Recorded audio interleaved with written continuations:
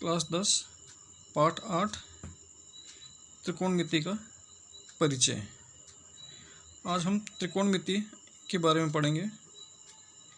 तो सबसे पहले आपको पता होना चाहिए कि त्रिकोणमिति जो है हमेशा समकोण त्रिभुज पे लगती है। समकोण त्रिभुज उसे कहते हैं जिस त्रिभुज में एक कोण 90 डिग्री का हो, उसे समकोण त्रिभुज कहते हैं।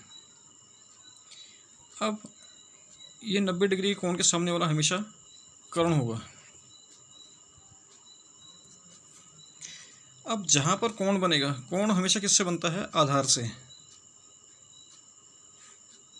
ये बनेगा आपके पास आधार, और कोण के सामने वाला वो लंब। तो हम ये करेंगे, सबसे पहले एक सूत्र है उसको याद करने की कोशिश करेंगे।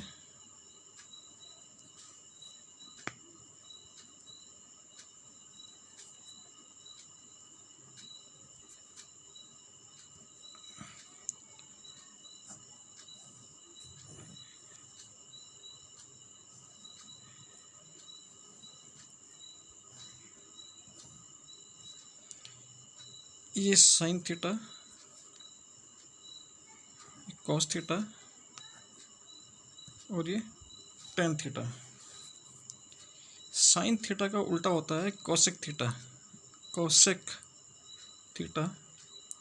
कॉस थीटा का उल्टा होता है सेक थीटा, और टेन थीटा का उल्टा होता है कॉट थीटा।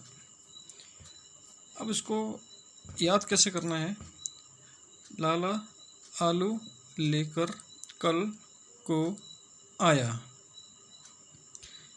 ठीक है। और जब साइन थीटा लिखा है ऊपर से, इसका मतलब हम लंब बटे कर्ण पढ़ेंगे। कॉस थीटा है तो आधार बटे कर्ण, टेन थीटा है तो लंब बटे आधार। जब यहाँ से पढ़ेंगे कोसेक थीटा तो लेके चलेंगे कर्ण बटे लंब। सेक थीटा है तो कर्ण बटे आधार, और कॉट थीटा है तो आधार बटे लंब। तो इस तरह से साइन थीटा का जो सूत्र बना, साइन थीटा हुआ ये लंब बटे कर्ण। इसी प्रकार से कॉस थीटा का जो सूत्र हुआ वो हुआ आधार बटे कर्ण। टेन थीटा का जो सूत्र हुआ वो हुआ लंब बटे आधार। अब नीचे से ऊपर लेके चलते हैं कोसेक थीटा। कोसेक थीटा जो होगा कर्ण बटे लंब।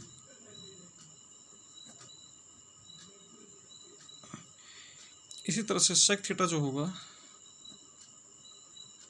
ये होगा कर्ण बटे आधार। इसी तरह से कॉट थीटा होगा, ये होगा आधार बटे लंब।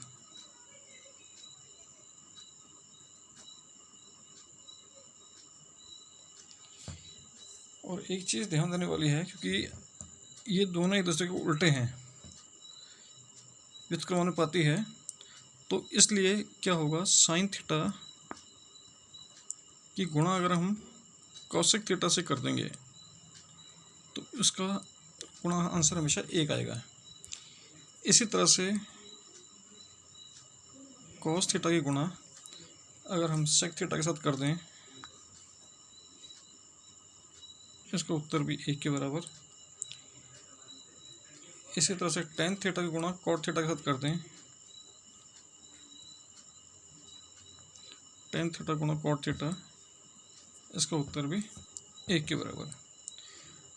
तो इस प्रकार के त्रिकोणमिति के अनुपातों में सबसे पहले हम दो भुजाएं आपके पास दी गई होगी, उसके हम पाइथागोरस प्रमेय की मदद से हम तीसरी भुजा निकालेंगे, और इन सूत्रों का प्रयोग करके हम आंसर को निकालेंगे।